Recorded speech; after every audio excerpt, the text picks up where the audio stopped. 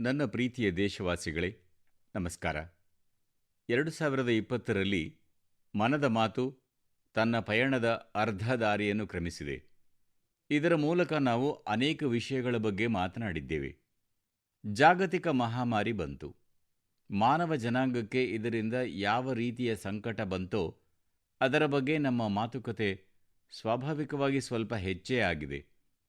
ಆದರೆ ಈ ದಿನಗಳಲ್ಲಿ ಈ ವರ್ಷ ಯಾವಾಗ ಮುಗಿಯುವುದು ಎನ್ನುವ ಒಂದು ವಿಷಯದ ಬಗ್ಗೆ ಜನರ ಮಧ್ಯೆ ಸತತವಾಗಿ ಚರ್ಚೆಗಳು ಆಗುತ್ತಲೇ ಇವೆ.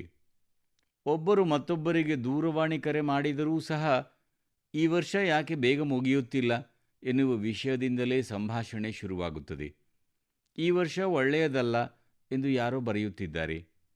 ಗೆಳೆಯರ ಜೊತೆ ಮಾತನಾಡುತ್ತಿದ್ದಾರೆ, 2020 ಶುಭವಾದ ವರ್ಷವಲ್ಲ ಎಂದು ಇನ್ಯಾರೋ ಹೇಳುತ್ತಿದ್ದಾರೆ. ಯಾವುದಾದರೂ ರೀತಿಯಲ್ಲಿ ಈ ವರ್ಷ ಅತಿ ವೇಗವಾಗಿ ಮುಗಿದು ಹೋಗಲಿ ಎಂದೇ ಎಲ್ಲರೂ ಆಶಿಸುತ್ತಿದ್ದಾರೆ. ಸ್ನೇಹಿತರೆ, ಹೀಗೆ ಏಕೆ ಆಗುತ್ತಿದೆ? ಇಂತಹ ಸಂಭಾಷಣೆಗಳಿಗೆ ಏನಾದರೂ ಕಾರಣವಿರಲೇಬೇಕು ಎಂದು ನಾನು ಕೆಲವೊಮ್ಮೆ ಯೋಚಿಸುತ್ತೇನೆ. ಕೊರೋನಾದಂತಹ ಸಂಕಟ ಬರುತ್ತದೆ ಮತ್ತು ಇದರ ವಿರುದ್ಧದ ಹೋರಾಟ ಇಷ್ಟು ದೀರ್ಘವಾಗಿರುತ್ತದೆ ಎಂದು 6-7 ತಿಂಗಳುಗಳ ಕೆಳಗೆ ನಮಗೇನು ಗೊತ್ತಿತ್ತು? ಈ ಸಂಕಟವಂತೂ ಹೆಚ್ಚುತ್ತಲೇ ಇದೆ. ಇದರ ಜೊತೆಗೆ ದೇಶದಲ್ಲಿ ದಿನವೂ ಹೊಸ ರೀತಿಯ ಸವಾಲುಗಳು ನಮ್ಮ ಮುಂದೆ ಬರುತ್ತಲೇ ಇವೆ. ಕೆಲವೇ ದಿನಗಳ ಹಿಂದೆ ದೇಶದ ಪೂರ್ವ ಸಮುದ್ರ ತೀರಕ್ಕೆ ಅಂಫಾನ್ ಚಂಡಮಾರುತ ಅಪ್ಪಳಿಸಿದರೆ, ಪಶ್ಚಿಮ ತೀರಕ್ಕೆ ನಿಸರ್ಗ ಚಂಡಮಾರುತ ಅಪ್ಪಳಿಸಿತು. ಎಷ್ಟೊಂದು ರಾಜ್ಯಗಳಲ್ಲಿ ನಮ್ಮ ರೈತ ಸೋದರ ಸೋದರಿಯರು ಮಿಡತೆಗಳ ದಾಳಿಯಿಂದ ಸಂಕಷ್ಟ ಎದುರಿಸುತ್ತಿದ್ದಾರೆ. ಇಷ್ಟೇ ಅಲ್ಲದೆ ದೇಶದ ಹಲವಾರು ಪ್ರದೇಶಗಳಲ್ಲಿ ಆಗುತ್ತಿರುವ ಭೂಕಂಪಗಳೂ ಸಹ ನಿಲ್ಲುವ ಲಕ್ಷಣಗಳನ್ನೇ ತೋರಿಸುತ್ತಿಲ್ಲ. ಇವೆಲ್ಲವುಗಳ ಮಧ್ಯೆ ನಮ್ಮ ಕೆಲವು ನೆರೆಹೊರೆಯವರಿಂದ ಏನಾಗುತ್ತಿದೆಯೋ ಅದರ ಸವಾಲುಗಳನ್ನೂ ದೇಶ ಎದುರಿಸುತ್ತಿದೆ. ವಾಸ್ತವವಾಗಿ ಒಂದೇ ಬಾರಿಗೆ ಈ ಪ್ರಮಾಣದ ಇಷ್ಟೊಂದು ವಿಪತ್ತುಗಳು ಅಪರೂಪವಾಗಿ ನೋಡಲು ಮತ್ತು ಕೇಳಲು ಸಿಗುತ್ತವೆ. ಎಂತಹ ಪರಿಸ್ಥಿತಿ ಬಂದಿದೆ ಎಂದರೆ, ಯಾವುದಾದರೂ ಚಿಕ್ಕ ಪುಟ್ಟ ಘಟನೆಗಳು ಸಂಭವಿಸಿದರೂ ಜನರು ಅವುಗಳನ್ನೂ ಕೂಡ ಈ ಸವಾಲುಗಳ ಜೊತೆಗೆ ಸೇರಿಸಿ ನೋಡುತ್ತಿದ್ದಾರೆ. ಗೆಳೆಯರೇ, ಕಷ್ಟಗಳು ಬರುತ್ತವೆ, ಸಂಕಟಗಳು ಬರುತ್ತವೆ. ಆದರೆ ಈ ವಿಪತ್ತುಗಳ ಕಾರಣದಿಂದ ನಾವು 2020ನೇ ವರ್ಷವನ್ನು ಕೆಟ್ಟದ್ದು ಎಂದು ಭಾವಿಸಬೇಕೇ ಎನ್ನುವುದೇ ಒಂದು ಪ್ರಶ್ನೆ. ಯಾವ ಕಾರಣದಿಂದ ಮೊದಲಿನ 6 ತಿಂಗಳುಗಳು ಹೀಗೆ ಕಳೆದಿದೆಯೋ ಅದೇ ಕಾರಣದಿಂದ ಇಡೀ ವರ್ಷ ಹೀಗೆಯೇ ಇರುತ್ತದೆ ಎಂದು ಯೋಚಿಸುವುದು ಸರಿಯೇ? ಖಂಡಿತ ಅಲ್ಲ. ನನ್ನ ಪ್ರೀತಿಯ ದೇಶವಾಸಿಗಳೇ, ಖಂಡಿತವಾಗಿಯೂ ಬೇಡ. ಒಂದು ವರ್ಷದಲ್ಲಿ ಒಂದು ಸವಾಲು ಎದುರಾಗಲಿ ಅಥವಾ 50 ಸವಾಲುಗಳು ಬರಲಿ, ಸಂಖ್ಯೆಗಳು ಹೆಚ್ಚು ಕಡಿಮೆ ಆಗುವುದರಿಂದ ಆ ವರ್ಷ ಕೆಟ್ಟದ್ದಾಗುವುದಿಲ್ಲ. ಭಾರತದ ಇತಿಹಾಸವೇ ವಿಪತ್ತುಗಳು ಮತ್ತು ಸವಾಲುಗಳ ವಿರುದ್ಧ ಗೆಲುವು ಸಾಧಿಸಿ ಹೆಚ್ಚು ಪ್ರಕಾಶಮಾನವಾಗಿ ಬೆಳಗುವುದಾಗಿದೆ. ನೂರಾರು ವರ್ಷಗಳಿಂದ ಬಹಳಷ್ಟು ಆಕ್ರಮಣಕಾರರು ಭಾರತದ ಮೇಲೆ ದಾಳಿ ಮಾಡಿದರು, ನಮ್ಮನ್ನು ಬಿಕ್ಕಟ್ಟಿಗೆ ಸಿಲುಕಿಸಿದರು. ಭಾರತ ದೇಶ ನಾಶವಾಗುತ್ತದೆ, ಭಾರತದ ಸಂಸ್ಕೃತಿ ಕೊನೆಗೊಳ್ಳುತ್ತದೆ ಎಂದು ಜನರು ಭಾವಿಸಿದ್ದರು. ಆದರೆ ಈ ಬಿಕ್ಕಟ್ಟುಗಳಿಂದ ಭಾರತ ಮುಂದೆ ಇನ್ನಷ್ಟು ಭವ್ಯವಾಗಿ ಬೆಳೆಯಿತು. ಸ್ನೇಹಿತರೆ, ನಮ್ಮಲ್ಲಿ ಸೃಷ್ಟಿ ಶಾಶ್ವತ, ಸೃಷ್ಟಿ ನಿರಂತರ ಎನ್ನುವ ಮಾತಿದೆ. ನನಗೆ ಒಂದು ಹಾಡಿನ ಕೆಲವು ಸಾಲುಗಳು ನೆನಪಾಗುತ್ತಿವೆ. ದಿನ ದಿನವೂ ಜುಳು ಜುಳು ಹರಿಯುವ ಗಂಗೆಯ ಧಾರೆ ಏನು ಹೇಳುತ್ತಿದೆ, ಯುಗ ಯುಗಾಂತರಗಳಿಂದ ಹರಿಯುತ್ತಿರುವ ಈ ಪುಣ್ಯಧಾರೆ ನಮ್ಮದೆಂದು. ಅದೇ ಹಾಡಿನಲ್ಲಿ ಮುಂದೆ ಹೀಗೆ ಬರೆಯಲಾಗಿದೆ: ಕ್ಷಯಿಸುವುದು ಕ್ಷಯಿಸುತ್ತದೆ, ಬಂಡೆ ಕಲ್ಲುಗಳ ಒಡ್ಡು ಕಟ್ಟಿ ನೀವದನ್ನು ನಿಲ್ಲಿಸಬಲ್ಲಿರಾ? ಭಾರತದಲ್ಲಿ ಕೂಡ ಒಂದು ಕಡೆ ದೊಡ್ಡ ದೊಡ್ಡ ಸಂಕಟಗಳು ಬರುತ್ತಲೇ ಇವೆ. ಅಲ್ಲಿಯೇ ಎಲ್ಲ ಸಂಕಟಗಳನ್ನೂ ದೂರ ಮಾಡುತ್ತಾ ಹಲವು ಹೊಸ ಸೃಷ್ಟಿಗಳೂ ಕೂಡ ಆಗಿವೆ. ಹೊಸ ಹೊಸ ಸಾಹಿತ್ಯಗಳ ರಚನೆಯಾಗಿದೆ, ಹೊಸ ಸಂಶೋಧನೆಗಳಾಗಿವೆ, ಹೊಸ ಸಿದ್ಧಾಂತಗಳ ಸ್ಥಾಪನೆಯಾಗಿವೆ. ಅಂದರೆ ಸಂಕಟದ ಹೊರತಾಗಿಯೂ ಪ್ರತಿ ಕ್ಷೇತ್ರದಲ್ಲೂ ಸೃಜನಶೀಲತೆಯ ಪ್ರಕ್ರಿಯೆ ಮುಂದುವರೆದಿದೆ. ನಮ್ಮ ಸಂಸ್ಕೃತಿ ಹೂವಾಗಿ ಅರಳಿ ಏಳ್ಗೆ ಕಾಣುತ್ತಿದೆ ಮತ್ತು ದೇಶ ಮುಂದುವರಿಯುತ್ತಲೇ ಇದೆ. ಭಾರತವು ಯಾವಾಗಲೂ ಸಂಕಟಗಳನ್ನು ಸಫಲತೆಯ ಏಣಿಯನ್ನಾಗಿ ಬದಲಾಯಿಸಿದೆ. ಇದೇ ಭಾವನೆಯೊಂದಿಗೆ ನಾವು ಇಂದೂ ಕೂಡ ಈ ಎಲ್ಲ ಸಂಕಟಗಳ ಮಧ್ಯೆ ಮುಂದುವರಿಯುತ್ತಲೇ ಇರಬೇಕು. ನೀವು ಕೂಡ ಈ ವಿಚಾರಗಳೊಂದಿಗೆ ಮುಂದುವರಿಯುತ್ತೀರಿ. 130 ಕೋಟಿ ದೇಶವಾಸಿಗಳು ಪ್ರಗತಿ ಹೊಂದಿದಾಗ ಈ ವರ್ಷ ದೇಶಕ್ಕೆ ಹೊಸ ಕೀರ್ತಿಯನ್ನು ತಂದುಕೊಟ್ಟ ವರ್ಷವೆಂಬುದು ಸಾಬೀತಾಗುತ್ತದೆ. ಇದೇ ವರ್ಷದಲ್ಲಿ ದೇಶವು ಹೊಸ ಗುರಿಯನ್ನು ಪಡೆದುಕೊಳ್ಳುತ್ತದೆ, ಹೊಸ ಆಕಾಂಕ್ಷೆಗಳನ್ನು ತುಂಬಿಕೊಂಡು ಹೊಸ ಎತ್ತರಕ್ಕೆ ಏರುತ್ತದೆ. 130 ಕೋಟಿ ದೇಶವಾಸಿಗಳ ಶಕ್ತಿಯ ಮೇಲೆ, ನಿಮ್ಮೆಲ್ಲರ ಮೇಲೆ ಮತ್ತು ದೇಶದ ಮಹಾನ್ ಪರಂಪರೆಯ ಬಗ್ಗೆ ನನಗೆ ಸಂಪೂರ್ಣ ಭರವಸೆ ಇದೆ. ನನ್ನ ಪ್ರೀತಿಯ ದೇಶವಾಸಿಗಳೇ, ಕಷ್ಟ ಎಷ್ಟೇ ದೊಡ್ಡದಾಗಿದ್ದರೂ ಭಾರತದ ಸಂಸ್ಕಾರ ನಿಸ್ವಾರ್ಥ ಭಾವನೆಯಿಂದ ಸೇವೆ ಮಾಡುವ ಪ್ರೇರಣೆಯನ್ನು ನೀಡುತ್ತದೆ. ಕಷ್ಟದ ಸಮಯದಲ್ಲಿ ಭಾರತ ಜಗತ್ತಿಗೆ ಸಹಾಯ ಮಾಡಿದ ರೀತಿ ಇಂದು ಶಾಂತಿ ಮತ್ತು ಅಭಿವೃದ್ಧಿಯಲ್ಲಿ ಭಾರತದ ಪಾತ್ರವನ್ನು ಬಲಪಡಿಸಿದೆ. ಇದರಿಂದ ಜಗತ್ತು ಭಾರತದ ವಿಶ್ವ ಬಂಧುತ್ವದ ಭಾವನೆಯನ್ನು ಸ್ವತಃ ಅನುಭವಿಸಿದೆ ಮತ್ತು ಇದರ ಜೊತೆಯಲ್ಲೇ ವಿಶ್ವ ತನ್ನ ಸಾರ್ವಭೌಮತ್ವ ಮತ್ತು ಗಡಿ ರಕ್ಷಣೆಯಲ್ಲಿ ಭಾರತದ ಶಕ್ತಿ ಮತ್ತು ಬದ್ಧತೆಯನ್ನು ಸಹ ನೋಡಿದೆ. ಲದ್ದಾಖ್ನಲ್ಲಿ ಭಾರತದ ಭೂಭಾಗದತ್ತ ಕಣ್ಣೆತ್ತಿ ನೋಡುವವರಿಗೆ ಸರಿಯಾದ ಉತ್ತರ ಸಿಕ್ಕಿದೆ. ಭಾರತಕ್ಕೆ ಸ್ನೇಹ ನಿಭಾಯಿಸುವುದೂ ತಿಳಿದಿದೆ, ಹಾಗೆಯೇ ಕಣ್ಣಲ್ಲಿ ಕಣ್ಣಿಟ್ಟು ನೋಡಿ ಸರಿಯಾದ ಉತ್ತರ ಕೊಡುವುದೂ ತಿಳಿದಿದೆ. ತಾಯಿ ಭಾರತೀಯ ಗೌರವಕ್ಕೆ ಎಂದಿಗೂ ಚ್ಯುತಿ ಬರಲು ಬಿಡುವುದಿಲ್ಲ ಎನ್ನುವುದನ್ನು ನಮ್ಮ ವೀರ ಸೈನಿಕರು ತೋರಿಸಿಕೊಟ್ಟಿದ್ದಾರೆ. ಸ್ನೇಹಿತರೆ, ಲದ್ದಾಖ್ನಲ್ಲಿ ಹುತಾತ್ಮರಾದ ನಮ್ಮ ವೀರ ಸೈನಿಕರ ಶೌರ್ಯಕ್ಕೆ ಇಡೀ ದೇಶ ನಮಿಸುತ್ತಿದೆ, ಶ್ರದ್ಧಾಂಜಲಿ ಅರ್ಪಿಸುತ್ತಿದೆ. ಇಡೀ ದೇಶ ಅವರಿಗೆ ಕೃತಜ್ಞವಾಗಿದೆ, ಅವರ ಎದುರಿಗೆ ತಲೆಬಾಗಿಸಿದೆ. ಈ ಗೆಳೆಯರ ಬಂಧು ಬಾಂಧವರಂತೆಯೇ ಪ್ರತಿ ಭಾರತೀಯನೂ ಇವರನ್ನು ಕಳೆದುಕೊಂಡಿರುವ ದುಃಖವನ್ನು ಅನುಭವಿಸುತ್ತಿದ್ದಾನೆ. ತಮ್ಮ ವೀರ ಮಕ್ಕಳ ಬಲಿದಾನಕ್ಕೆ ಅವರ ಸಂಬಂಧಿಗಳಲ್ಲಿ ಇರುವ ಹೆಮ್ಮೆಯ ಭಾವನೆ, ದೇಶಕ್ಕಾಗಿ ತೋರಿಸುವ ಹುರುಪು, ಇದುವೇ ದೇಶದ ಶಕ್ತಿ. ಯಾರ ಮಕ್ಕಳು ಹುತಾತ್ಮರಾಗಿದ್ದಾರೋ ಅವರ ತಂದೆ ತಾಯಂದಿರು ತಮ್ಮ ಇನ್ನೊಬ್ಬ ಮಗನನ್ನೂ ಕುಟುಂಬದ ಬೇರೆ ಮಕ್ಕಳನ್ನೂ ಸಹ ಸೇನೆಗೆ ಕಳುಹಿಸುವ ಮಾತನಾಡುತ್ತಿದ್ದಾರೆ. ಇದನ್ನು ನೀವೂ ನೋಡಿರಬಹುದು. ಬಿಹಾರ ರಾಜ್ಯವಾಸಿ ಹುತಾತ್ಮ ಕುಂದನ್ ಕುಮಾರ್ ಅವರ ತಂದೆಯ ಮಾತುಗಳಂತೂ ಕಿವಿಯಲ್ಲಿ ಗುಂಗುಡುತ್ತಿವೆ.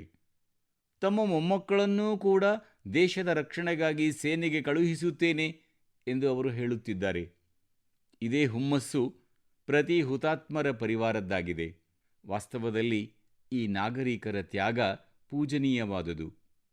ಭಾರತ ಮಾತೆಯ ರಕ್ಷಣೆಗಾಗಿ ಯಾವ ಸಂಕಲ್ಪದಿಂದ ನಮ್ಮ ಸೈನಿಕರು ಬಲಿದಾನಗೈದರೋ ಅದೇ ಸಂಕಲ್ಪವನ್ನು ನಮ್ಮ ಜೀವನದ ಧ್ಯೇಯವನ್ನಾಗಿ ಮಾಡಿಕೊಳ್ಳಬೇಕು.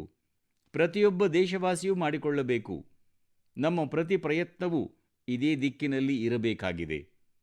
ಇದರಿಂದ ಗಡಿ ರಕ್ಷಣೆಗಾಗಿ ದೇಶದ ಬಲ ಹೆಚ್ಚಿ ದೇಶ ಮತ್ತಷ್ಟು ಕ್ಷೇಮವಾಗಿ ಆತ್ಮನಿರ್ಭರವಾಗಬೇಕು. ಇದೇ ನಮ್ಮ ಹುತಾತ್ಮರಿಗೆ ನಾವು ಸಲ್ಲಿಸುವ ನಿಜವಾದ ಶ್ರದ್ಧಾಂಜಲಿ ಕೂಡ ಆಗಿದೆ. ಅಸ್ಸಾಂನಿಂದ ರಜನಿಯವರು ಪೂರ್ವ ಲದ್ದಾಖ್ನಲ್ಲಿ ಆದ ಘಟನೆಗಳನ್ನು ನೋಡಿದ ಮೇಲೆ ಅವರು ಸ್ವದೇಶಿ ವಸ್ತುಗಳನ್ನೇ ಖರೀದಿ ಮಾಡುತ್ತೇನೆ, ಅಷ್ಟೇ ಅಲ್ಲ ಲೋಕಲ್ಗಾಗಿ ವೋಕಲ್ ಆಗುತ್ತೇನೆ ಎಂದು ಪ್ರಮಾಣ ಮಾಡಿದ್ದೇನೆ ಎಂದು ನನಗೆ ಬರೆದು ತಿಳಿಸಿದ್ದಾರೆ. ಈ ರೀತಿಯ ಸಂದೇಶಗಳು ನನಗೆ ದೇಶದ ಮೂಲೆ ಮೂಲೆಗಳಿಂದ ಬರುತ್ತಿವೆ. ಬಹಳಷ್ಟು ಜನರು ಈ ನಿಟ್ಟಿನಲ್ಲಿ ಮುಂದುವರಿಯುತ್ತಿದ್ದೇವೆ ಎಂದು ನನಗೆ ಪತ್ರ ಬರೆದು ತಿಳಿಸಿದ್ದಾರೆ. ಇದೇ ರೀತಿ ತಮಿಳುನಾಡಿನ ಮದುರೈನಿಂದ ಮೋಹನ್ ರಾಮಮೂರ್ತಿಯವರು, ನಾನು ಭಾರತವು ರಕ್ಷಣಾ ಕ್ಷೇತ್ರದಲ್ಲಿ ಆತ್ಮನಿರ್ಭರತೆ ಹೊಂದುವುದನ್ನು ನೋಡಲು ಇಚ್ಛಿಸುತ್ತೇನೆ ಎಂದು ಬರೆದಿದ್ದಾರೆ. ಗೆಳೆಯರೇ, ಸ್ವಾತಂತ್ರ್ಯ ಪೂರ್ವದಲ್ಲಿ ನಮ್ಮ ದೇಶ ರಕ್ಷಣಾ ಕ್ಷೇತ್ರದಲ್ಲಿ ಜಗತ್ತಿನ ಬಹಳಷ್ಟು ದೇಶಗಳಿಗಿಂತ ಮುಂದೆ ಇತ್ತು. ನಮ್ಮಲ್ಲಿ ಬಹಳಷ್ಟು ಶಸ್ತ್ರಾಸ್ತ್ರ ಕಾರ್ಖಾನೆಗಳು ಇದ್ದವು. ಆ ಸಮಯದಲ್ಲಿ ಎಷ್ಟೋ ದೇಶಗಳು ನಮಗಿಂತ ತುಂಬ ಹಿಂದೆ ಇದ್ದವು. ಅವೆಲ್ಲ ಈಗ ನಮಗಿಂತ ಮುಂದಿವೆ. ಸ್ವಾತಂತ್ರ್ಯ ಬಂದ ನಂತರ ರಕ್ಷಣಾ ಕ್ಷೇತ್ರದಲ್ಲಿ ನಾವು ಎಷ್ಟು ಪ್ರಯತ್ನ ಮಾಡಬೇಕಿತ್ತೋ, ನಮ್ಮ ಹಳೆಯ ಅನುಭವಗಳ ಲಾಭ ಪಡೆದುಕೊಳ್ಳಬೇಕಿತ್ತೋ ಅದನ್ನು ನಾವು ಪಡೆದುಕೊಳ್ಳಲಿಲ್ಲ. ಆದರೆ ಇಂದು ರಕ್ಷಣಾ ಕ್ಷೇತ್ರದಲ್ಲಿ, ತಾಂತ್ರಿಕತೆಯ ಕ್ಷೇತ್ರದಲ್ಲಿ ಭಾರತವು ಮುಂದುವರಿಯಲು ನಿರಂತರವಾಗಿ ಪ್ರಯತ್ನ ಮಾಡುತ್ತಿದೆ. ಭಾರತ ಆತ್ಮನಿರ್ಭರತೆಯತ್ತ ಹೆಜ್ಜೆ ಇಡುತ್ತಿದೆ. ಸ್ನೇಹಿತರೆ, ಯಾವುದೇ ಧ್ಯೇಯ ಪೀಪಲ್ಸ್ ಪಾರ್ಟಿಸಿಪೇಷನ್ ಅಂದರೆ ಜನರ ಸಹಭಾಗಿತ್ವ ಇಲ್ಲದೆ ಸಂಪೂರ್ಣವಾಗಲಾರದು, ಸಫಲವಾಗಲಾರದು. ಆದ್ದರಿಂದ ಆತ್ಮನಿರ್ಭರ ಭಾರತದ ದಿಕ್ಕಿನಲ್ಲಿ ನಾಗರಿಕರಾಗಿ ನಮ್ಮೆಲ್ಲರ ಸಂಕಲ್ಪ, ಸಮರ್ಪಣೆ ಮತ್ತು ಸಹಕಾರ ಬಹಳ ಮುಖ್ಯ ಮತ್ತು ಅದು ಅನಿವಾರ್ಯವೂ ಕೂಡ. ನೀವು ಸ್ಥಳೀಯ ಲೋಕಲ್ ವಸ್ತುಗಳನ್ನು ಖರೀದಿಸಿ, ಲೋಕಲ್ಗಾಗಿ ವೋಕಲ್ ಆಗಿ. ಹಾಗಾದಾಗ ಮಾತ್ರ ನೀವು ದೇಶವನ್ನು ಬಲಿಷ್ಠವನ್ನಾಗಿ ಮಾಡುವುದರಲ್ಲಿ ನಿಮ್ಮ ಪಾತ್ರವನ್ನು ವಹಿಸುತ್ತಿದ್ದೀರಿ ಎಂದು ತಿಳಿದುಕೊಳ್ಳಿ. ಇದು ಕೂಡ ಒಂದು ರೀತಿಯ ದೇಶ ಸೇವೆಯೇ ಆಗಿದೆ. ನೀವು ಯಾವುದೇ ವೃತ್ತಿಯಲ್ಲಿರಲಿ, ಪ್ರತಿಯೊಂದರಲ್ಲಿ ದೇಶ ಸೇವೆ ಮಾಡುವುದಕ್ಕೆ ಬಹಳಷ್ಟು ಅವಕಾಶ ಇರುತ್ತದೆ. ದೇಶದ ಅವಶ್ಯಕತೆಯನ್ನು ಅರ್ಥೈಸಿಕೊಂಡು ಯಾವುದೇ ಕೆಲಸವನ್ನು ಮಾಡಿದರೂ ಅದು ದೇಶ ಸೇವೆಯೇ ಆಗುತ್ತದೆ. ನಿಮ್ಮ ಈ ಸೇವೆ ದೇಶವನ್ನು ಯಾವುದೋ ಒಂದು ರೀತಿಯಲ್ಲಿ ಶಕ್ತಿಶಾಲಿಯನ್ನಾಗಿ ಮಾಡುತ್ತದೆ ಮತ್ತು ನಮ್ಮ ದೇಶ ಎಷ್ಟು ಬಲಿಷ್ಠವಾಗುತ್ತದೆಯೋ ಜಗತ್ತಿನಲ್ಲಿ ಶಾಂತಿಯ ಸಂಭಾವ್ಯತೆ ಕೂಡ ಅಷ್ಟೇ ಬಲಿಷ್ಠವಾಗುತ್ತದೆ ಎನ್ನುವುದನ್ನೂ ಸಹ ನಾವು ನೆನಪಿಟ್ಟುಕೊಂಡಿರಬೇಕು. ನಮ್ಮಲ್ಲಿ ಒಂದು ಮಾತಿದೆ, ವಿದ್ಯಾ ವಿವಾದಾಯ ಧನಂ ಮದಾಯ ಶಕ್ತಿ ಪರೇಷಾಂ ಪರಿಪೀಡನಾಯ ಖಲಸ್ಯ ಸಾಧೋ ವಿಪರೀತಂ ಏತತ್ ಜ್ಞಾನಾಯ ದಾನಾಯ ಚ ರಕ್ಷಣಾಯ. ಅಂದರೆ ಒಂದು ವೇಳೆ ಸ್ವಭಾವದಿಂದ ಯಾವುದೇ ವ್ಯಕ್ತಿ ದುಷ್ಟನಾಗಿದ್ದರೆ ಅವನು ವಿದ್ಯೆಯ ಪ್ರಯೋಗವನ್ನು ವಿವಾದದಲ್ಲಿ, ಧನವನ್ನು ಅಹಂಕಾರದಲ್ಲಿ ಮತ್ತು ಶಕ್ತಿಯ ಪ್ರಯೋಗವನ್ನು ಇನ್ನೊಬ್ಬರಿಗೆ ತೊಂದರೆ ಕೊಡುವುದರಲ್ಲಿ ವಿನಿಯೋಗಿಸುತ್ತಾನೆ. ಆದರೆ ಸಜ್ಜನರ ವಿದ್ಯೆ ಜ್ಞಾನಕ್ಕಾಗಿ, ಹಣ ಸಹಾಯಕ್ಕಾಗಿ ಮತ್ತು ಶಕ್ತಿ ರಕ್ಷಣೆ ಮಾಡುವುದಕ್ಕಾಗಿ ಉಪಯೋಗಿಸಲ್ಪಡುತ್ತದೆ ಎಂದು ಅರ್ಥ. ಭಾರತದ ಸಂಕಲ್ಪ ಭಾರತದ ಸ್ವಾಭಿಮಾನ ಮತ್ತು ಸಾರ್ವಭೌಮತ್ವದ ಸಂರಕ್ಷಣೆ. ಭಾರತದ ಗುರಿ ಆತ್ಮನಿರ್ಭರತೆಯ ಭಾರತ. ಭಾರತದ ಪರಂಪರೆ ನಂಬಿಕೆ ಮತ್ತು ಸ್ನೇಹ. ಭಾರತದ ಭಾವನೆ ಬಂಧುತ್ವ. ನಾವು ಇವೇ ಆದರ್ಶಗಳ ಜೊತೆಗೆ ಮುನ್ನಡೆಯೋಣ. ನನ್ನ ಪ್ರೀತಿಯ ದೇಶವಾಸಿಗಳೇ, ಕೊರೋನಾ ಸಂಕಷ್ಟದ ಸಮಯದಲ್ಲಿ ದೇಶ ಲಾಕ್ಡೌನ್ನಿಂದ ಹೊರಗೆ ಬಂದಿದೆ.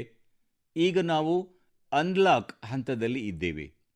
ಅನ್ಲಾಕ್ನ ಈ ಸಮಯದಲ್ಲಿ ಕೊರೋನಾವನ್ನು ಸೋಲಿಸುವುದು, ಆರ್ಥಿಕತೆಯನ್ನು ಬಲಿಷ್ಠಗೊಳಿಸುವುದು ಮತ್ತು ಅದಕ್ಕೆ ಶಕ್ತಿಯನ್ನು ತುಂಬುವುದು, ಈ ಎರಡು ವಿಷಯಗಳ ಕುರಿತು ನಾವು ಬಹಳಷ್ಟು ಗಮನ ಹರಿಸಬೇಕಾಗಿದೆ. ಸ್ನೇಹಿತರೆ, ಲಾಕ್ಡೌನ್ಗಿಂತ ಹೆಚ್ಚು ಎಚ್ಚರಿಕೆಯನ್ನು ನಾವು ಅನ್ಲಾಕ್ ಹಂತದಲ್ಲಿ ತೆಗೆದುಕೊಳ್ಳಬೇಕಿದೆ. ನಿಮ್ಮ ಎಚ್ಚರಿಕೆಯೇ ನಿಮ್ಮನ್ನು ಕೊರೋನಾದಿಂದ ರಕ್ಷಿಸುತ್ತದೆ.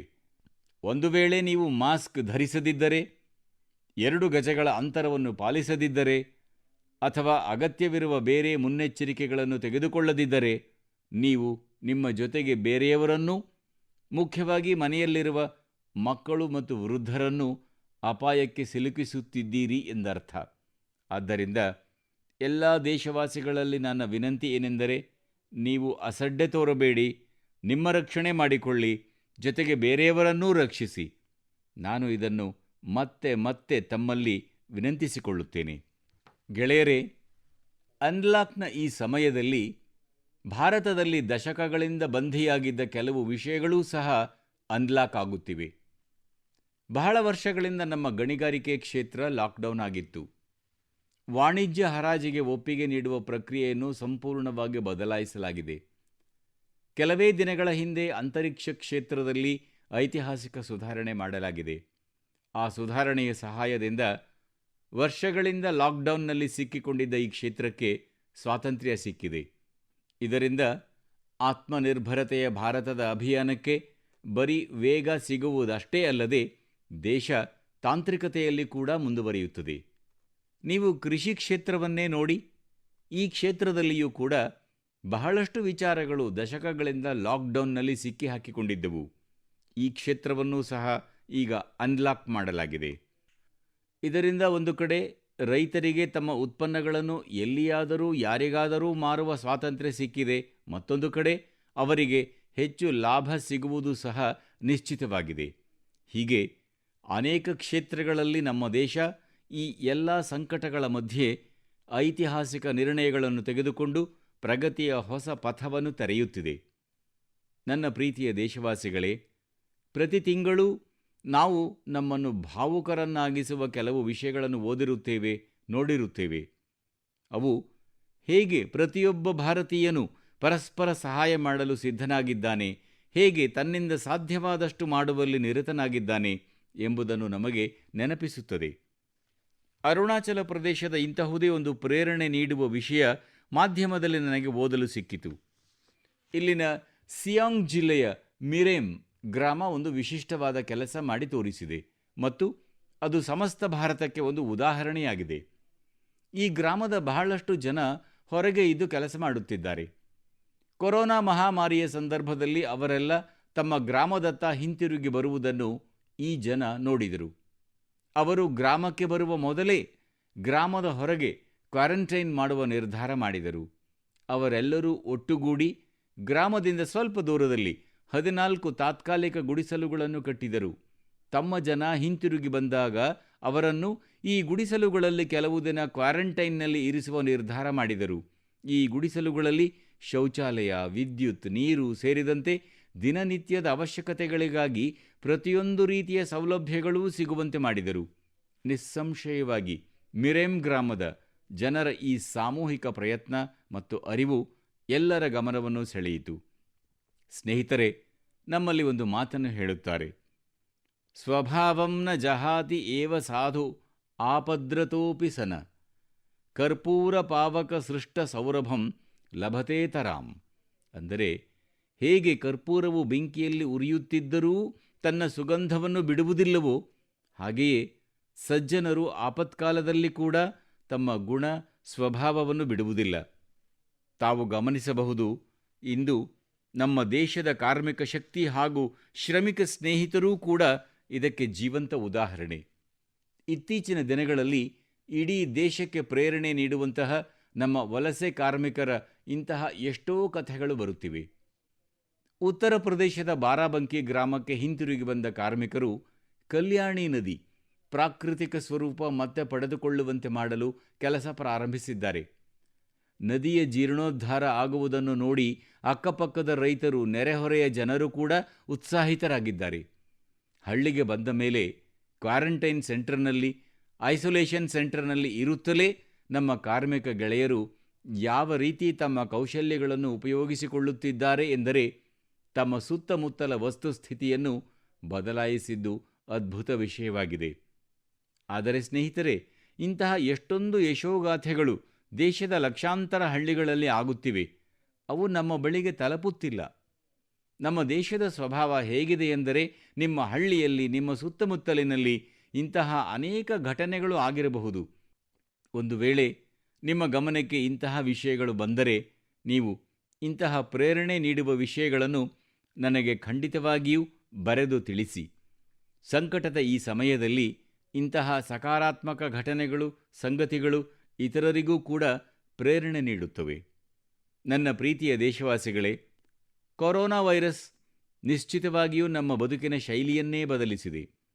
ಲಂಡನ್ನಿಂದ ಮುದ್ರಣವಾಗುವ ಫೈನಾನ್ಷಿಯಲ್ ಟೈಮ್ಸ್ನಲ್ಲಿ ಒಂದು ಆಸಕ್ತಿದಾಯಕ ಲೇಖನವನ್ನು ನಾನು ಓದುತ್ತಿದ್ದೆ. ಈ ಕೊರೋನಾ ಹಿನ್ನೆಲೆಯಲ್ಲಿ ಶುಂಠಿ, ಅರಿಶಿಣ ಸೇರಿದಂತೆ ಇತರ ಮಸಾಲೆ ವಸ್ತುಗಳಿಗೆ ಏಷ್ಯಾ ಮಾತ್ರವಲ್ಲದೆ ಅಮೆರಿಕದಲ್ಲೂ ಬೇಡಿಕೆ ಹೆಚ್ಚಿದೆ ಎಂದು ಅದರಲ್ಲಿ ಬರೆಯಲಾಗಿತ್ತು. ಈಗ ಇಡೀ ಜಗತ್ತಿನ ಗಮನ ರೋಗ ನಿರೋಧಕ ಶಕ್ತಿಯನ್ನು ಹೆಚ್ಚಿಸಿಕೊಳ್ಳುವತ್ತ ಇದೆ. ರೋಗ ನಿರೋಧಕ ಶಕ್ತಿಯನ್ನು ಹೆಚ್ಚಿಸುವ ಈ ವಸ್ತುಗಳೊಂದಿಗೆ ನಮ್ಮ ಸಂಬಂಧ ಸಾಕಷ್ಟಿದೆ. ಇದರ ವೈಶಿಷ್ಟ್ಯವನ್ನು ನಾವೀಗ ಅತ್ಯಂತ ಸಹಜ ಮತ್ತು ಸರಳ ಭಾಷೆಯಲ್ಲಿ ರೋಗ ನಿರೋಧಕ ಶಕ್ತಿಯನ್ನು ಹೆಚ್ಚಿಸಿಕೊಳ್ಳುವ ಕುರಿತು ಸುಲಭವಾಗಿ ಅರ್ಥವಾಗುವಂತೆ ವಿಶ್ವದ ಜನರಿಗೆ ತಿಳಿಸಬೇಕಿದೆ. ಈ ಮೂಲಕ ನಾವು ಆರೋಗ್ಯಕರ ವಿಶ್ವದ ನಿರ್ಮಾಣಕ್ಕೆ ನಮ್ಮ ಕೊಡುಗೆಯನ್ನೂ ನೀಡಲು ಸಾಧ್ಯವಾಗುವಂತೆ ಮಾಡಬೇಕಿದೆ. ನನ್ನ ಪ್ರೀತಿಯ ದೇಶವಾಸಿಗಳೇ, ಕೊರೋನಾದಂತಹ ಸಂಕಟ ಬರದಿದ್ದರೆ ಜೀವನವೆಂದರೆ ಏನು, ಜೀವನ ಏತಕ್ಕಾಗಿ ಹಾಗೂ ಜೀವನ ಹೇಗೆ ಎನ್ನುವ ಕುರಿತು ನಾವು ಯೋಚಿಸುತ್ತಿರಲಿಲ್ಲ. ಬಹುಶಃ ನಮಗೆ ಈ ಕುರಿತು ನೆನಪು ಬರುತ್ತಿರಲಿಲ್ಲ. ಇದೇ ಕಾರಣದಿಂದ ಬಹಳಷ್ಟು ಜನ ಇಂದು ಮಾನಸಿಕ ಉದ್ವೇಗದಿಂದ ಬದುಕುತ್ತಿದ್ದಾರೆ. ಇನ್ನೊಂದು ಕಡೆ ಲಾಕ್ಡೌನ್ ಕಾರಣದಿಂದ ಖುಷಿಯ ಸಣ್ಣ ಸಣ್ಣ ಕ್ಷಣಗಳನ್ನು ಬದುಕಿನಲ್ಲಿ ಮತ್ತೆ ಪಡೆದಿರುವ ಕುರಿತಾಗಿಯೂ ಜನರು ನನ್ನೊಂದಿಗೆ ಹಂಚಿಕೊಂಡಿದ್ದಾರೆ. ಅನೇಕ ಜನರು ಪಾರಂಪರಿಕ ಒಳಾಂಗಣ ಆಟಗಳನ್ನು ಆಡಿದ ಬಗ್ಗೆ ಹಾಗೂ ಇಡೀ ಕುಟುಂಬದೊಂದಿಗೆ ಆನಂದವಾಗಿದ್ದ ಅನುಭವಗಳನ್ನು ಸಹ ತಿಳಿಸಿದ್ದಾರೆ. ಸ್ನೇಹಿತರೆ, ನಮ್ಮ ದೇಶದಲ್ಲಿ ಪಾರಂಪರಿಕ ಆಟಗಳ ಸಮೃದ್ಧ ಇತಿಹಾಸವಿದೆ. ಅವುಗಳಲ್ಲಿ ಒಂದು ಆಟದ ಹೆಸರನ್ನು ನೀವು ಕೇಳಿದ್ದಿರಬಹುದು, ಪಚ್ಚೀಸಿ. ಈ ಆಟವನ್ನು ತಮಿಳುನಾಡಿನಲ್ಲಿ ಪಲ್ಲಾಂಗುಳಿ, ಕರ್ನಾಟಕದಲ್ಲಿ ಅಳುಗುಳಿ ಮಣೆ, ಆಂಧ್ರಪ್ರದೇಶದಲ್ಲಿ ವಾಮನ ಗುಂಟ್ಲು ಅನ್ನುವ ಹೆಸರಿನಲ್ಲಿ ಆಡಲಾಗುತ್ತೆ. ಇದೊಂದು ರೀತಿಯ ತಂತ್ರಗಾರಿಕೆಯ ಆಟ. ಇದರಲ್ಲಿ ಮಣೆಯ ಉಪಯೋಗ ಮಾಡಲಾಗುತ್ತೆ. ಅನೇಕ ಗುಳಿಗಳಿರುತ್ತವೆ. ಅವುಗಳಲ್ಲಿ ಬಳಸುವ ಗೋಲಿ ಅಥವಾ ಬೀಜಗಳನ್ನು ಆಟಗಾರರು ಹಿಡಿಯಬೇಕಿರುತ್ತದೆ. ಈ ಆಟವನ್ನು ದಕ್ಷಿಣ ಭಾರತದಿಂದ ಪೂರ್ವ ದಕ್ಷಿಣ ಏಷ್ಯಾ ಹಾಗೂ ಇಡೀ ಜಗತ್ತಿಗೆ ವಿಸ್ತರಿಸಲಾಯಿತು ಎಂದು ಹೇಳಲಾಗುತ್ತದೆ. ಜತೆಗಾರರೇ, ಇಂದು ಪ್ರತಿಯೊಂದು ಮಗುವು ಹಾವು ಏಣಿ ಆಟ ಆಡುವುದನ್ನು ತಿಳಿದಿದೆ. ಆದರೆ ಇದೂ ಸಹ ಭಾರತೀಯ ಪಾರಂಪರಿಕ ರೂಪದ ಆಟವೇ ಆಗಿದ್ದು, ಇದಕ್ಕೆ ಮೋಕ್ಷಪಟ ಅಥವಾ ಪರಮಪದ ಎಂದೂ ಹೇಳಲಾಗುತ್ತದೆ. ನಮ್ಮಲ್ಲಿನ ಇನ್ನೊಂದು ಪಾರಂಪರಿಕ ಆಟವೆಂದರೆ ಹರಳಿನ ಆಟ. ಇದನ್ನು ಚಿಕ್ಕವರು ದೊಡ್ಡವರು ಎಲ್ಲರೂ ಆಡುತ್ತಾರೆ. ಒಂದೇ ಗಾತ್ರದ 5 ಕಲ್ಲಿನ ಹರಳುಗಳನ್ನು ಆಯ್ದುಕೊಂಡು ಈ ಆಟವನ್ನು ಆಡಲು ಸಿದ್ಧರಾಗಬಹುದು. ಒಂದು ಕಲ್ಲನ್ನು ಮೇಲಕ್ಕೆಸೆದು ಅದು ಮೇಲೆ ಗಾಳಿಯಲ್ಲಿರುವ ಅಲ್ಪ ಅವಧಿಯಲ್ಲೇ ಕೆಳಗಿರುವ ಉಳಿದ ಕಲ್ಲುಗಳನ್ನು ಆರಿಸಬೇಕಿರುತ್ತದೆ. ಸಾಮಾನ್ಯವಾಗಿ ನಮ್ಮ ನೆಲದ ಒಳಾಂಗಣ ಆಟಗಳನ್ನು ಆಡಲು ಯಾವುದೇ ದೊಡ್ಡ ಸಾಧನಗಳ ಅಗತ್ಯವಿಲ್ಲ. ಯಾರಾದರೂ ಒಂದು ತುಂಡು ಸೀಮೆ ಸುಣ್ಣ ಅಥವಾ ಕಲ್ಲನ್ನು ತಂದು ಅದರಿಂದಲೇ ನೆಲದ ಮೇಲೆ ಒಂದು ಚಿತ್ರ ಬಿಡಿಸಿ ಆಟವಾಡಲು ಆರಂಭಿಸುತ್ತಾರೆ. ಯಾವ ಆಟದಲ್ಲಿ ದಾಳಗಳ ಅಗತ್ಯವಿದೆಯೋ ಅಲ್ಲೆಲ್ಲ ಕವಡೆಗಳು ಅಥವಾ ಹುಣಸೆ ಬೀಜಗಳಿಂದಲೇ ಆಟ ಆಡಲಾಗುತ್ತದೆ. ಸ್ನೇಹಿತರೆ, ಈ ಮಾತುಗಳನ್ನು ನಾನು ಆಡುತ್ತಿದ್ದಂತೆಯೇ ನಿಮ್ಮಲ್ಲಿ ಎಷ್ಟೋ ಜನರು ನಿಮ್ಮ ಬಾಲ್ಯಕ್ಕೆ ಹೋಗಿದ್ದಿರಬಹುದು. ನಿಮಗೆಷ್ಟು ಬಾಲ್ಯದ ದಿನಗಳ ನೆನಪು ಬರುತ್ತಿರಬಹುದು ಎಂಬುದು ನನಗೆ ಅರಿವಾಗುತ್ತಿದೆ. ನಾನೇನು ಹೇಳುತ್ತೇನೆಂದರೆ, ಆ ದಿನಗಳನ್ನು ತಾವು ಮರೆತಿದ್ದಾದರೂ ಏಕೆ? ಅಂಥ ಆಟಗಳನ್ನೆಲ್ಲ ಏಕೆ ಮರೆತಿರಿ? ಮನೆಯ ಅಜ್ಜ ಅಜ್ಜಿ, ಅಪ್ಪ ಅಮ್ಮಂದಿರು ಹಾಗೂ ಇತರ ಹಿರಿಯರಲ್ಲಿ ನನ್ನ ಒತ್ತಾಯವೆಂದರೆ, ಹೊಸ ಪೀಳಿಗೆಗೆ ಈ ಆಟಗಳ ಬಗ್ಗೆ ತಾವು ತಿಳಿಸಿಕೊಡದಿದ್ದರೆ ಇನ್ಯಾರು ತಿಳಿಸಿಯಾರು? ಹೀಗಾಗಿ ಇವುಗಳ ಬಗ್ಗೆ ಮಕ್ಕಳಿಗೆ ಹೇಳಿಕೊಡಿ. ಆನ್ಲೈನ್ ಶಿಕ್ಷಣದ ಬಗ್ಗೆ ಚರ್ಚೆ ನಡೆದಿರುವ ಸಂದರ್ಭದಲ್ಲಿ ಸಮನ್ವಯ ಸಾಧಿಸಲು ಅನುಕೂಲವಾಗುವಂತೆ ಆನ್ಲೈನ್ ಆಟಗಳಿಂದ ಮುಕ್ತಿ ಪಡೆದು ನಾವು ನಮ್ಮ ಪರಂಪರಾಗತ ಆಟಗಳನ್ನು ಆಡಲೇಬೇಕಿದೆ. ನಮ್ಮ ಯುವ ಪೀಳಿಗೆಗೆ, ನಮ್ಮ ಸ್ಟಾರ್ಟಪ್ಗಳಿಗೂ ಇಲ್ಲಿ ಒಂದು ಹೊಸ ಅವಕಾಶವಿದೆ. ಬಹಳ ಉತ್ತಮ ಅವಕಾಶ ಇದಾಗಿದೆ. ನಾವು ಭಾರತದ ಪಾರಂಪರಿಕ ಒಳಾಂಗಣ ಆಟಗಳನ್ನು ಹೊಸ ಹಾಗೂ ಆಕರ್ಷಕ ರೂಪದಲ್ಲಿ ಪ್ರಸ್ತುತಪಡಿಸೋಣ. ಇದಕ್ಕೆ ಸಂಬಂಧಿಸಿದ ಆಟಿಕೆಗಳನ್ನು ತಯಾರಿಸುವವರು, ಪೂರೈಕೆ ಮಾಡುವವರು, ಸ್ಟಾರ್ಟಪ್ ಆರಂಭಿಸುವವರು ಸಾಕಷ್ಟು ಜನಪ್ರಿಯವಾಗುತ್ತಾರೆ. ಮತ್ತು ನಾವು ಇದನ್ನೂ ನೆನಪಿನಲ್ಲಿ ಇಟ್ಟುಕೊಳ್ಳಬೇಕಿದೆ, ನಮ್ಮ ಭಾರತೀಯ ಆಟಗಳು ಸ್ಥಳೀಯವಾಗಿವೆ. ಲೋಕಲ್ಗೆ ಓಕಲ್ ಬಗ್ಗೆ ನಾವು ಹಿಂದೆಯೇ ಪ್ರತಿಜ್ಞೆ ಮಾಡಿದ್ದೇವೆ. ನನ್ನ ಬಾಲ ಸ್ನೇಹಿತರಿಗೆ, ಪ್ರತಿ ಮನೆಯ ಮಕ್ಕಳಿಗೆ ಹಾಗೂ ಪುಟ್ಟ ಜತೆಗಾರರಿಗೆ ನಾನೊಂದು ಒತ್ತಾಯ ಮಾಡುತ್ತೇನೆ. ಮಕ್ಕಳೇ, ನೀವು ನನ್ನ ಮಾತನ್ನು ಒಪ್ಪಿಕೊಳ್ಳುತ್ತೀರಿ ಅಲ್ಲವೇ? ನೋಡಿ, ನಾನೇನು ಹೇಳುತ್ತೀನೋ ಅದನ್ನು ಖಂಡಿತವಾಗಿ ಮಾಡಿ. ಯಾವಾಗ ಸ್ವಲ್ಪ ಸಮಯ ಸಿಗುತ್ತದೆಯೋ ಆಗ ಪಾಲಕರಲ್ಲಿ ಕೇಳಿಕೊಂಡು ಅವರ ಮೊಬೈಲ್ ತೆಗೆದುಕೊಳ್ಳಿ. ನಿಮ್ಮ ಅಪ್ಪ ಅಮ್ಮ, ಅಜ್ಜ ಅಜ್ಜಿ, ಮನೆಯಲ್ಲಿ ಯಾರೆಲ್ಲ ಹಿರಿಯರು ಇರುತ್ತಾರೋ ಅವರನ್ನೆಲ್ಲ ಮಾತನಾಡಿಸಿ, ಸಂದರ್ಶನ ಮಾಡಿ. ತಮ್ಮ ಮೊಬೈಲ್ ಫೋನ್ನಲ್ಲಿ ರೆಕಾರ್ಡ್ ಮಾಡಿ. ನೀವು ಟಿವಿಯಲ್ಲಿ ನೋಡಿರುತ್ತೀರಿ, ಪತ್ರಕರ್ತರು ಹೇಗೆ ಸಂದರ್ಶನ ಮಾಡುತ್ತಾರೋ ಹಾಗೆಯೇ ನೀವೂ ಸಂದರ್ಶನ ಮಾಡಿ. ನೀವು ಅವರಿಗೆ ಏನು ಪ್ರಶ್ನೆ ಕೇಳುತ್ತೀರಿ? ನಾನು ಈ ಬಗ್ಗೆ ಸಲಹೆ ಕೊಡುತ್ತೇನೆ. ಬಾಲ್ಯದಲ್ಲಿ ಅವರ ಜೀವನ ಶೈಲಿ ಹೇಗಿತ್ತು? ಅವರು ಯಾವ ಯಾವ ಆಟಗಳನ್ನು ಆಡುತ್ತಿದ್ದರು? ಯಾವಾಗಲಾದರೂ ನಾಟಕ ನೋಡಲು ಹೋಗುತ್ತಿದ್ದರಾ? ಸಿನಿಮಾ ನೋಡಲು ಹೋಗುತ್ತಿದ್ದರಾ? ಯಾವಾಗಲಾದರೂ ರಜೆಯಲ್ಲಿ ಮಾವನ ಮನೆಗೆ ಹೋಗುತ್ತಿದ್ದರಾ? ಹೊಲಕ್ಕೆ ಹೋಗುತ್ತಿದ್ದರಾ? ಹಬ್ಬಗಳನ್ನು ಹೇಗೆ ಮಾಡುತ್ತಿದ್ದರು? ಎಂದೆಲ್ಲ ಅನೇಕ ಪ್ರಶ್ನೆಗಳನ್ನು ಅವರಿಗೆ ಕೇಳಬಹುದು. ಅವರಿಗೂ 40, 50, 60 ವರ್ಷಗಳ ಹಿಂದಕ್ಕೆ ಹೋಗಿ ತಮ್ಮ ಜೀವನವನ್ನು ನೆನಪಿಸಿಕೊಳ್ಳಲು ಬಹಳ ಆನಂದವಾಗುತ್ತದೆ. ಮತ್ತು ನಿಮಗೂ ಈ ಮೂಲಕ 40, 50 ವರ್ಷಗಳ ಹಿಂದಿನ ಹಿಂದೂಸ್ತಾನ ಹೇಗಿತ್ತು, ನೀವಿಂದು ವಾಸಿಸುತ್ತಿರುವ ಆ ಪ್ರದೇಶ ಹೇಗಿತ್ತು, ಅಲ್ಲಿನ ಪರಿಸರ ಹೇಗಿತ್ತು, ಜನರ ಜೀವನ ವಿಧಾನಗಳು ಹೇಗಿದ್ದವು ಎನ್ನುವ ಎಲ್ಲ ಮಾಹಿತಿಯನ್ನು ಅತ್ಯಂತ ಸುಲಭವಾಗಿ ತಿಳಿದುಕೊಳ್ಳಲು ಸಾಧ್ಯವಾಗುತ್ತದೆ. ನೀವೇ ನೋಡಿ, ನಿಮಗೆ ಇದು ಬಹಳ ಮೋಜೆನಿಸುತ್ತದೆ. ಅಲ್ಲದೆ ಕುಟುಂಬದ ಈ ಅಮೂಲ್ಯ ನೆನಪಿನ ಖಜಾನೆಯಿಂದ ಒಂದೊಳ್ಳೆಯ ವಿಡಿಯೋ ಆಲ್ಬಮ್ ಸಹ ನಿರ್ಮಾಣವಾಗುತ್ತದೆ. ಸಂಗಾತಿಗಳೇ, ಆತ್ಮಕಥೆ ಅಥವಾ ಜೀವನ ಚರಿತ್ರೆಗಳು ಇತಿಹಾಸದ ಸತ್ಯವನ್ನು ಬಹಳ ಸಮೀಪದಿಂದ ಅರಿಯಲು ಬಹಳ ಉಪಯೋಗವಾಗುತ್ತವೆ ಎನ್ನುವುದೂ ದಿಟ. ತಾವೂ ಸಹ ತಮ್ಮ ಹಿರಿಯರೊಂದಿಗೆ ಮಾತನಾಡಿದರೆ ಅವರ ಕಾಲ, ಅವರ ಬಾಲ್ಯ, ಯೌವನದ ದಿನಗಳ ಕುರಿತು ಸುಲಭವಾಗಿ ತಿಳಿದುಕೊಳ್ಳಬಹುದು. ಈ ನಿಟ್ಟಿನಲ್ಲಿ ಹಿರಿಯರಿಗೂ ಇದೊಂದು ಅತ್ಯುತ್ತಮ ಅವಕಾಶವಾಗಿದೆ. ತಾವು ತಮ್ಮ ಬಾಲ್ಯ, ಬದುಕಿನ ಬಗ್ಗೆ ತಮ್ಮ ಮನೆಯ ಮಕ್ಕಳಿಗೆ ಈ ರೀತಿ ತಿಳಿಸಬಹುದಾಗಿದೆ. ಸಹವಾಸಿಗಳೇ, ದೇಶದ ಬಹುತೇಕ ಭಾಗದಲ್ಲಿ ಈಗ ಮುಂಗಾರು ಆಗಮಿಸಿದೆ. ಹವಾಮಾನ ವಿಜ್ಞಾನಿಗಳು ಈ ಬಾರಿಯ ಮಳೆಯ ಕುರಿತು ಸಾಕಷ್ಟು ಉತ್ಸಾಹಿತರಾಗಿದ್ದಾರೆ. ಸಾಕಷ್ಟು ಭರವಸೆಯನ್ನೂ ಇರಿಸಲಾಗಿದೆ. ಉತ್ತಮ ಮಳೆಯಾದರೆ ನಮ್ಮ ರೈತರ ಬೆಳೆಯೂ ಸಹ ಉತ್ತಮವಾಗುತ್ತದೆ. ವಾತಾವರಣವೂ ಹಸಿರಿನಿಂದ ತುಂಬುತ್ತದೆ. ಮಳೆಯ ಕಾಲದಲ್ಲಿ ಪ್ರಕೃತಿ ಕೂಡ ತನ್ನನ್ನು ತಾನು ನವೀಕರಿಸಿಕೊಳ್ಳುತ್ತದೆ, ನವಯೌವನ ಪಡೆಯುತ್ತದೆ. ಮಾನವ ಪ್ರಾಕೃತಿಕ ಸಂಪನ್ಮೂಲಗಳನ್ನು ಎಷ್ಟೆಲ್ಲ ದುರ್ಬಳಕೆ ಮಾಡುತ್ತಾನೆ. ಪ್ರಕೃತಿ ಒಂದು ರೀತಿಯಲ್ಲಿ ಮಳೆಗಾಲದಲ್ಲಿ ಈ ನಷ್ಟವನ್ನು ಭರಿಸಿಕೊಳ್ಳುತ್ತದೆ, ಮರುಪೂರಣ ಮಾಡಿಕೊಳ್ಳುತ್ತದೆ. ಆದರೆ ನಾವು ಭೂಮಾತೆಗೆ ಸಹಕಾರ ನೀಡಿದರೆ ಮಾತ್ರ ಈ ಮರುಪೂರಣ ಕಾರ್ಯ ನಡೆಯಲು ಸಾಧ್ಯ. ನಮ್ಮ ಜವಾಬ್ದಾರಿಯನ್ನು ನಿಭಾಯಿಸೋಣ. ನಮ್ಮಿಂದ ನಡೆಯುವ ಕಿರು ಪ್ರಯತ್ನವೂ ಸಹ ಪ್ರಕೃತಿಗೆ, ಪರಿಸರಕ್ಕೆ ಬಹಳ ಸಹಾಯ ಮಾಡುತ್ತದೆ. ನಮ್ಮ ಅನೇಕ ದೇಶಬಾಂಧವರು ಈ ದಿಶೆಯಲ್ಲಿ ಮಹತ್ವದ ಕೆಲಸ ಮಾಡುತ್ತಿದ್ದಾರೆ. ಕರ್ನಾಟಕದ ಮಂಡ್ಯದಲ್ಲಿ 80-85 ವಯೋಮಾನದ ಒಬ್ಬ ಹಿರಿಯರಿದ್ದಾರೆ. ಅವರು ಕಾಮೇಗೌಡ. ಅವರೊಬ್ಬ ಸಾಮಾನ್ಯ ರೈತ. ಆದರೆ ಅವರ ವ್ಯಕ್ತಿತ್ವ ಅಸಾಧಾರಣ. ಅವರು ಮಾಡಿರುವ ಕೆಲಸವನ್ನು ಕೇಳಿದರೆ ಯಾರಿಗಾದರೂ ಅಚ್ಚರಿಯಾಗುತ್ತದೆ. 80-85 ವರ್ಷದ ಕಾಮೇಗೌಡರು ತಮ್ಮ ಜಾನುವಾರುಗಳನ್ನು ಮೇಯಿಸುತ್ತಾರೆ. ಆದರೆ ಜೊತೆಗೆ ತಮ್ಮ ಜಮೀನಿನಲ್ಲಿ ಹೊಸ ಕೆರೆಯೊಂದನ್ನು ನಿರ್ಮಿಸುವ ಕೈಂಕರ್ಯವನ್ನೂ ಮಾಡುತ್ತಾರೆ. ಅವರು ತಮ್ಮ ಪ್ರದೇಶದಲ್ಲಿ ನೀರಿನ ಸಮಸ್ಯೆಯನ್ನು ನಿವಾರಿಸಲು ಬಯಸುತ್ತಾರೆ. ಜಲ ಸಂರಕ್ಷಣೆಗಾಗಿ ಸಣ್ಣ ಸಣ್ಣ ಕೆರೆಗಳನ್ನು ನಿರ್ಮಿಸುವ ಕಾಯಕದಲ್ಲಿ ಅವರು ತಲ್ಲೀನರಾಗಿರುತ್ತಾರೆ. 80-85 ವಯೋಮಾನದ ಕಾಮೇಗೌಡರು ಇಲ್ಲಿಯವರೆಗೆ ಸುಮಾರು 16 ಕೆರೆಗಳನ್ನು ನಿರ್ಮಿಸಿದ್ದಾರೆ ಎಂದು ಕೇಳಿದರೆ ನೀವು ಚಕಿತರಾಗುತ್ತೀರಿ. ಇವೆಲ್ಲವನ್ನೂ ಅವರು ತಮ್ಮ ಪ್ರಯತ್ನದಿಂದ, ಪರಿಶ್ರಮದಿಂದ ನಿರ್ಮಿಸಿದ್ದಾರೆ. ಅವರು ಕಟ್ಟಿರುವ ಈ ಕೆರೆಗಳು ಬಹಳ ದೊಡ್ಡದಾಗಿರಲಿಕ್ಕಿಲ್ಲ, ಆದರೆ ಅವರ ಪ್ರಯತ್ನ ಬಹಳ ದೊಡ್ಡದು.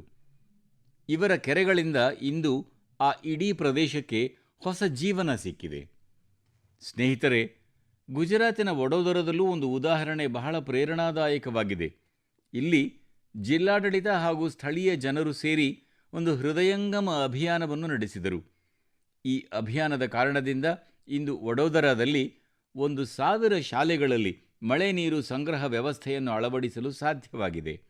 ಈ ಮೂಲಕ ಪ್ರತಿ ವರ್ಷ ವ್ಯರ್ಥವಾಗಿ ಹರಿದು ಹೋಗುತ್ತಿದ್ದ 10 ಕೋಟಿ ಲೀಟರ್ ನೀರನ್ನು ರಕ್ಷಿಸಿ ಸಂಗ್ರಹಿಸಲಾಗುತ್ತಿದೆ. ಸ್ನೇಹಿತರೆ, ಈ ಮಳೆಗಾಲದಲ್ಲಿ ಪ್ರಕೃತಿ ಹಾಗೂ ಪರಿಸರದ ರಕ್ಷಣೆಗೆಂದು ನಾವೂ ಸಹ ಇದೇ ರೀತಿಯಲ್ಲಿ ಚಿಂತನೆ ಮಾಡುವ, ಕಾರ್ಯಪ್ರವೃತ್ತರಾಗುವ ನಿಟ್ಟಿನಲ್ಲಿ ಸಾಗಬೇಕಿದೆ. ಈಗ ಬಹಳಷ್ಟು ಕಡೆ ಗಣೇಶ ಚತುರ್ಥಿಯ ಸಿದ್ಧತೆಗಳು ನಡೆದಿರಬೇಕು.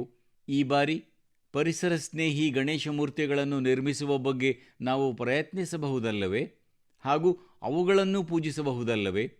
ಹೀಗೆ ಮಾಡುವ ಮೂಲಕ ನಾವು ನದಿ, ಕೆರೆಗಳಲ್ಲಿ ವಿಸರ್ಜಿಸಿದ ಬಳಿಕ ನೀರಿಗೆ ಹಾಗೂ ನೀರಿನಲ್ಲಿ ವಾಸಿಸುವ ಜೀವಿಗಳಿಗೆ ಸಂಕಟ ತರುವ ಗಣೇಶ ಮೂರ್ತಿಗಳನ್ನು ಪೂಜೆ ಮಾಡುವುದರಿಂದ ದೂರವಿರಬಹುದು.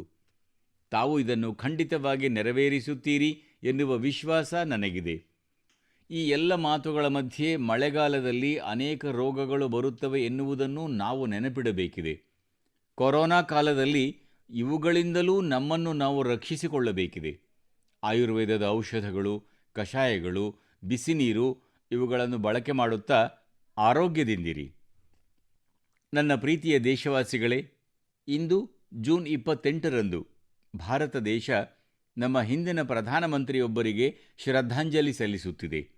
ಅವರು ಅತ್ಯಂತ ಸೂಕ್ಷ್ಮ ಸಮಯದಲ್ಲಿ ದೇಶವನ್ನು ಮುನ್ನಡೆಸಿದ್ದಾರೆ. ಅವರೇ ಹಿಂದಿನ ಪ್ರಧಾನಿ ಪಿ.ವಿ. ನರಸಿಂಹರಾವ್. ಅವರ ಜನ್ಮ ಶತಾಬ್ದಿ ವರ್ಷ ಇಂದಿನಿಂದ ಆರಂಭವಾಗುತ್ತಿದೆ. ಪಿ.ವಿ. ನರಸಿಂಹರಾವ್ ಅವರ ಬಗ್ಗೆ ಮಾತನಾಡುವಾಗ ಸ್ವಾಭಾವಿಕ ರೂಪದಲ್ಲಿ ಹಾಗೂ ರಾಜಕೀಯ ನೇತಾರನ ರೂಪದಲ್ಲಿ ಅವರ ಚಿತ್ರ ಕಣ್ಮುಂದೆ ಬರುತ್ತದೆ. ಅವರು ಅನೇಕ ಭಾಷೆಗಳನ್ನು ಅರಿತಿದ್ದರು ಎನ್ನುವುದೂ ಸತ್ಯ. ಭಾರತೀಯ ಭಾಷೆಗಳು ಮತ್ತು ವಿದೇಶಿ ಭಾಷೆಗಳಲ್ಲಿಯೂ ಅವರು ಮಾತನಾಡುತ್ತಿದ್ದರು. ಒಂದು ರೀತಿಯಲ್ಲಿ ಅವರು ಭಾರತೀಯ ಮೌಲ್ಯಗಳಿಂದ ರೂಪುಗೊಂಡಿದ್ದರೆ, ಇನ್ನೊಂದು ಕಡೆ ಪಾಶ್ಚಾತ್ಯ ಸಾಹಿತ್ಯದ ಹಾಗೂ ವಿಜ್ಞಾನದ ಬಗ್ಗೆಯೂ ಜ್ಞಾನ ಹೊಂದಿದ್ದರು. ಅವರು ಭಾರತದ ಅತ್ಯಂತ ಅನುಭವಿ ನೇತಾರರಲ್ಲಿ ಒಬ್ಬರಾಗಿದ್ದರು. ಅವರ ಜೀವನದ ಮತ್ತೊಂದು ಅಂಶವೂ ಉಲ್ಲೇಖನೀಯವಾಗಿದೆ. ಅದರ ಬಗ್ಗೆ ನಾವು ತಿಳಿದುಕೊಳ್ಳಬೇಕಿದೆ. ಸ್ನೇಹಿತರೆ, ನರಸಿಂಹರಾವ್ ಅವರು ಬಾಲ್ಯದಲ್ಲಿಯೇ ಸ್ವಾತಂತ್ರ್ಯ ಚಳುವಳಿಯಲ್ಲಿ ಭಾಗವಹಿಸಿದ್ದರು. ಹೈದರಾಬಾದ್ ನಿಜಾಮ ವಂದೇ ಮಾತರಂ ಗೀತೆಗೆ ಅನುಮತಿ ನೀಡಲು ನಿರಾಕರಿಸಿದ್ದ ಸಮಯದಲ್ಲಿ ಆತನ ವಿರುದ್ಧ ನಡೆದಿದ್ದ ಆಂದೋಲನದಲ್ಲಿ ನರಸಿಂಹರಾವ್ ಕೂಡ ಸಕ್ರಿಯವಾಗಿ ಪಾಲ್ಗೊಂಡಿದ್ದರು. ಆ ಸಮಯದಲ್ಲಿ ಅವರಿಗೆ ಕೇವಲ 17 ವರ್ಷ ವಯಸ್ಸಾಗಿತ್ತು. ಸಣ್ಣ ವಯಸ್ಸಿನಿಂದಲೇ ಶ್ರೀಮಾನ್ ನರಸಿಂಹರಾವ್ ಅವರು ಅನ್ಯಾಯದ ವಿರುದ್ಧ ದನಿ ಎತ್ತುವಲ್ಲಿ ಮುಂಚೂಣಿಯಲ್ಲಿದ್ದರು.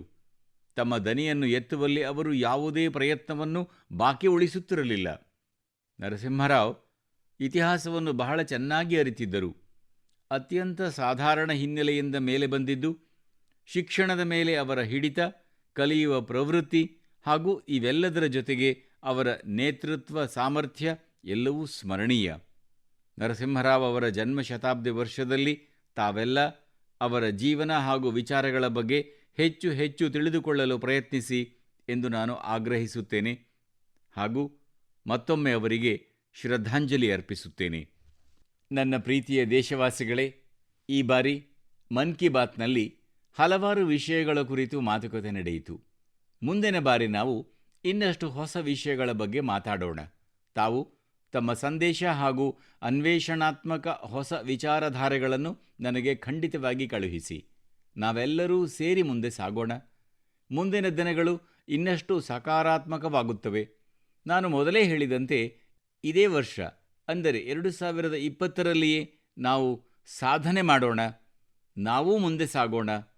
ದೇಶವು ಹೊಸ ಔನ್ನತ್ಯವನ್ನು ಸಾಧಿಸಲಿ. ಭಾರತಕ್ಕೆ ಈ ದಶಕ ಹೊಸ ದಿಕ್ಕನ್ನು ನೀಡುವ ವರ್ಷವಾಗಿ 2020 ಸಾಬೀತಾಗುತ್ತದೆ ಎನ್ನುವ ಭರವಸೆ ನನಗಿದೆ. ಇದೇ ಭರವಸೆಯೊಂದಿಗೆ ತಾವೂ ಮುಂದೆ ಸಾಗಿ, ಆರೋಗ್ಯವಂತರಾಗಿರಿ, ಸಕಾರಾತ್ಮಕ ದೃಷ್ಟಿಕೋನದಿಂದಿರಿ. ಈ ಶುಭಕಾಮನೆಗಳೊಂದಿಗೆ ತಮಗೆಲ್ಲರಿಗೂ ಅಪಾರ ಧನ್ಯವಾದಗಳು. ನಮಸ್ಕಾರ.